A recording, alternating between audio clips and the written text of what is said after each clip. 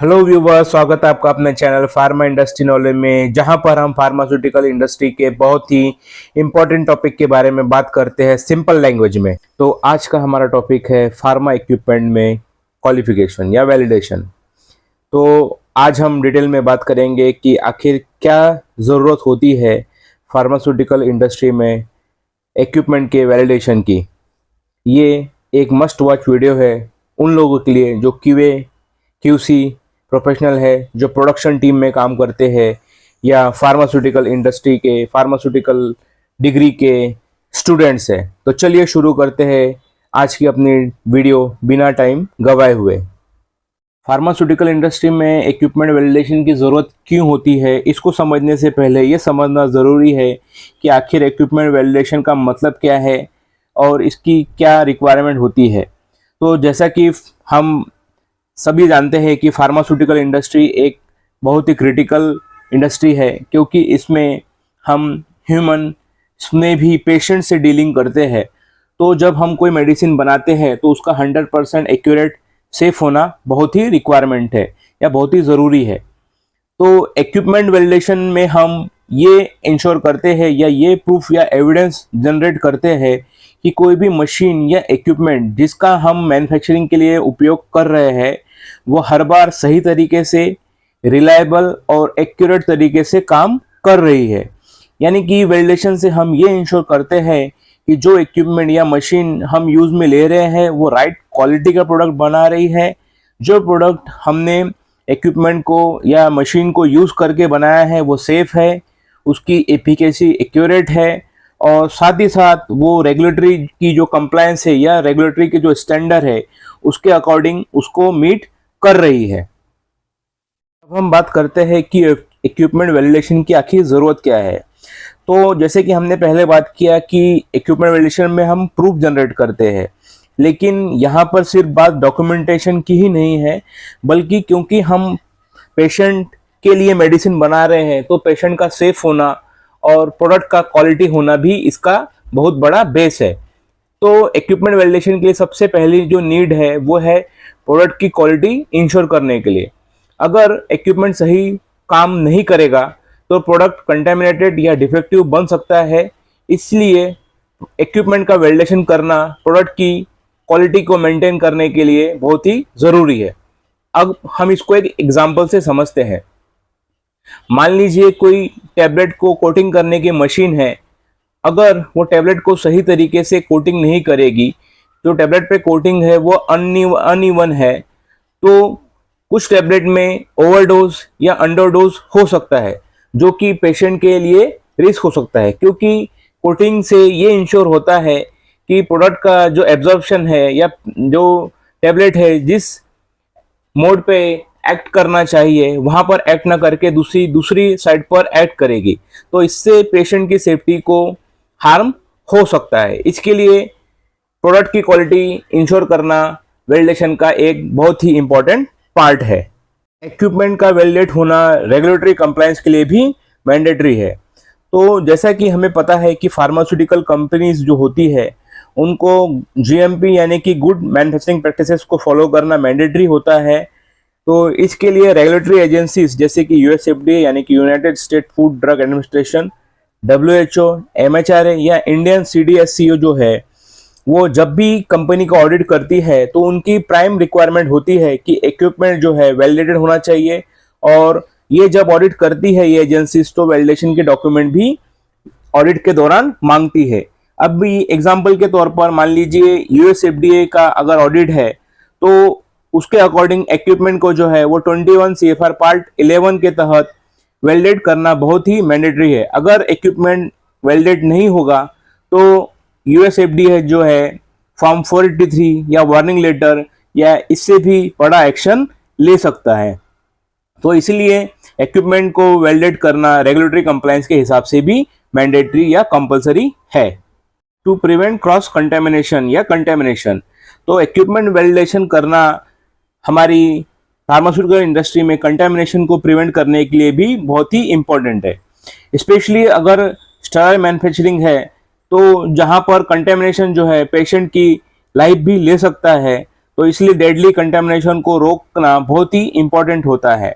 तो equipment validation में हम ये इंश्योर करते हैं कि हमारा जो इक्विपमेंट है वो माइक्रोबियल, पर्टिकुलेट या कंटेमिनेशन, क्रॉस कंटेमिनेशन को भी प्रोहिबिट या रोकता है। अभी मान लीजिए कोई स्टेराइल इंजेक्टेबल प्लांट है जहां पर filling machine grade A environment में काम कर रही है। अगर उस फिलिंग मशीन का हमने वैलिडेशन डिफरेंट एस्पेक्ट पे नहीं किया हुआ है तो वो उससे जो प्रोडक्ट प्रोड्यूस होगा वो कंटेमिनेटेड भी हो सकता है। मान लीजिए कोई प्रोडक्ट है, एक फिलिंग हो गया, उसके बाद में हमने दूसरा प्रोडक्ट का फिलिंग किया।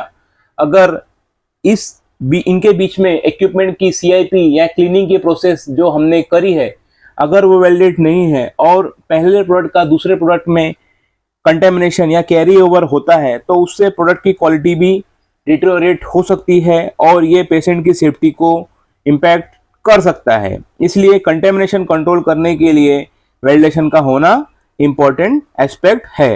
इक्विपमेंट वैलिडेशन से हमें ये भी एश्योरेंस मिलता है कि हमारा जो इक्विपमेंट है उसकी कंसिस्टेंसी और रिलायबिलिटी है।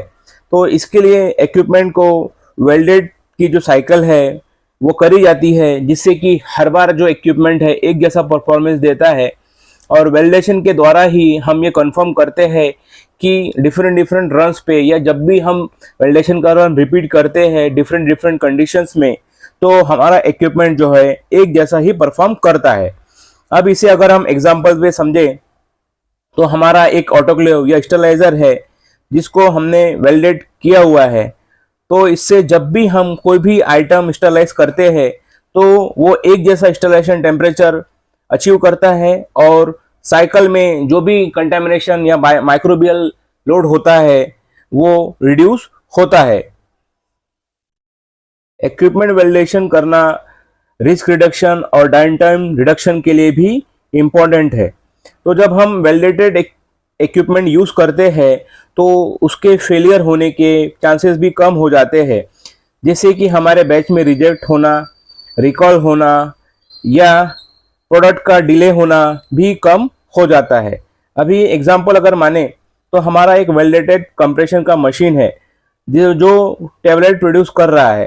तो वैलिडेटेड इक्विपमेंट से जो टैबलेट प्रोड्यूस होगी उनका वेट करेक्ट होगा, उनकी हार्डनेस करेक्ट होगी और जिससे कि हमारा जो बैच है उसके फेल होने के चांसेस बहुत ही मिनिमम हो जाएंगे। इक्विपमेंट वैलिडेशन के थ्रू हम इक्विपमेंट से प्रोड्यूस किए गए प्रोडक्ट की डाटा इंटीग्रिटी और ट्रेसेबिलिटी भी कर सकते हैं। तो वैलिडेशन ये इंश्योर करता है कि हमने इक्विपमेंट को यूज़ करके जो भी प्रोडक्ट प्रोड्यूस किए हैं उसका डाटा हमारे पास अवेलेबल होता है, जैसे कि टेम्परेचर, प्रेशर, RPM या और भी बहुत सारे जो डाटा है वो हमारे पास जनरेटेड होते हैं। तो इन डाटा से हम एक्यूरेटली ट्रेसेबिलिटी और डिसीजन मेकिंग में भी इन डाटा का उपयोग कर सकते हैं। और साथ ही साथ इसके द्वारा डाटा जो जनरेट होता है वो हम ऑडिट के टाइम पर एज अ प्रूफ भी रेगुलेटरी ऑडिटर को प्रोड्यूस कर सकते हैं। समझते हैं उन इक्विपमेंट के बारे में जिनका वैलिडेशन होना बहुत ही इम्पोर्टेंट है।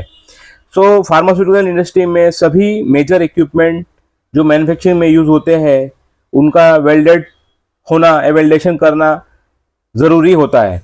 यहाँ पर कुछ एग्जाम्पल के बारे में हम बात करते हैं। तो अगर हम टैबलेट मैन्युफैक्चरिंग की बात करें तो टैबलेट मैन्युफैक्चरिंग में मिक्सर और ब्लेंडर का वैलिडेशन होना ज़रूरी है, क्योंकि ये दोनों इक्विपमेंट ये इंश्योर करते हैं कि जो पाउडर है वो प्रॉपरली और यूनिफॉर्म तरीके से मिक्स हुआ है। टैबलेट कंप्रेशर मशीन, इसका वैलिडेशन भी होना ज़रूरी है क्योंकि ये इंश्योर करता है कि टैबलेट जो है कंसिस्टेंट है साइज में, वेट में और उनकी हार्डनेस जो है कंसिस्टेंस है। फिलिंग मशीन, अगर हम स्टेराइल मैन्युफैक्चरिंग की बात करें तो फिलिंग मशीन को वैलिडेट करना ज़रूरी है जिससे कि ये एक्यूरेट वॉल्यूम देती है और पेशेंट को यूनिफॉर्म डोज मिलता है। स्टेराइल मैन्युफैक्चरिंग में ऑटोक्लेव क्रिटिकल इक्विपमेंट होता है, इसका वैलिडेशन भी करना बहुत ही ज़रूरी होता है क्योंकि ये हमारे आर्टिकल्स को स्टरलाइज करने में यूज़ में आता है। लाइव प्रोडक्ट जिससे हम प्रोड्यूस करते हैं उसके लिए हम रेफ्रिजरेटर या फ्रीजर का उपयोग करते हैं, इनका भी वेलिडेशन करना जरूरी होता है। साथ ही साथ CIP SIP सिस्टम का भी वेलिडेशन करना जरूरी होता है। तो ये कुछ एग्जाम्पल है जिनका वेलिडेशन करना जरूरी होता है। अगर हमें ये पता लगाना है कि कौन से इक्विपमेंट करना है, तो उसके लिए हमें इक्विपमेंट का प्रोडक्ट के ऊपर डायरेक्ट इनडायरेक्ट एनालिसिस हम करते हैं, जिससे कि हमें ये आइडेंटिफाई होता है कि कौन सा इक्विपमेंट हमें वेलिडेशन करना मैंडेटरी है और कौन सा इक्विपमेंट का वेलिडेशन ना करे तो भी हमें रेगुलेटरी कंप्लायंस में या पेशेंट सेफ्टी में कोई रिस्क नहीं है। अब तक हमने ये समझ लिया कि वेलिडेशन करना क्यों जरूरी होता है। अब हम ये भी जान लेते हैं कि अगर इक्विपमेंट वेलिडेशन नहीं किया गया है तो उसके कॉन्सिक्वेंसेस या दुष्परिणाम क्या हो सकते हैं। तो अगर वेलिडेशन किसी इक्विपमेंट का नहीं किया गया है तो उसकी क्या रिस्क हो सकती है। तो इसका सबसे बड़ा रिस्क हो सकता है प्रोडक्ट रिकॉल का, यानी जो प्रोडक्ट हमने मैन्युफैक्चरिंग करके मार्केट में भेजा है उसको हमको रिकॉल करना होगा या मार्केट से हमें वापस मंगवाना होगा। दूसरा कॉन्सिक्वेंसेस या दुष्परिणाम है रेगुलेटरी एजेंसीज के द्वारा पेनल्टी। तीसरा दुष्परिणाम है वार्निंग लेटर या कंपनी का शटडाउन हो जाना। पेशेंट की हेल्थ पर रिस्क होना, कंपनी की रेपुटेशन का लॉस होना। तो वैलिडेशन सिर्फ एक फॉर्मेलिटी ही नहीं है, ये बहुत ही ज़्यादा इसेंशियल या ज़रूरी है पेशेंट की सेफ्टी के लिए, कंपनी की बिजनेस कंटिन्यूटी के लिए और कंपनी को बहुत अच्छे तरीके से रन करने के लिए या बिजनेस की प्रॉफिटेबिलिटी के लिए भी इक्विपमेंट का वैलिडेशन करना बहुत ही इंपॉर्टेंट एस्पेक्ट है। इस पूरे वीडियो को समराइज करें तो इक्विपमेंट वैलिडेशन इंश्योर करता है safety, quality, consistency and compliance. Validation एक GMP रिक्वायरमेंट है जो रेगुलेटेड मार्केट के लिए बहुत ही इंपॉर्टेंट है। वैलिडेटेड इक्विपमेंट रिड्यूस करता है हमारे इक्विपमेंट के फेलियर को, कंटेमिनेशन को और रिस्क को। तो अगली बार जब भी आप फार्मास्यूटिकल इंडस्ट्री में या फार्मास्यूटिकल फैसिलिटी में वर्क करें या जाएं, तो ये ध्यान रखिए कि हर एक मशीन वैलिडेटेड है यूज करने से पहले। अगर आपको ये वीडियो हेल्पफुल लगा है, इंपॉर्टेंट लगा है, तो प्लीज़ इसे शेयर करें। आपके कुछ सुझाव है तो कमेंट करें और हमारे चैनल को सब्सक्राइब करना ना भूलें, जिससे कि आप फार्मास्यूटिकल इंडस्ट्री के हर एक टॉपिक को अच्छे तरीके से अंडरस्टैंड कर पाए, अपने आप को अपडेट रख पाए। Thank you so much for watching.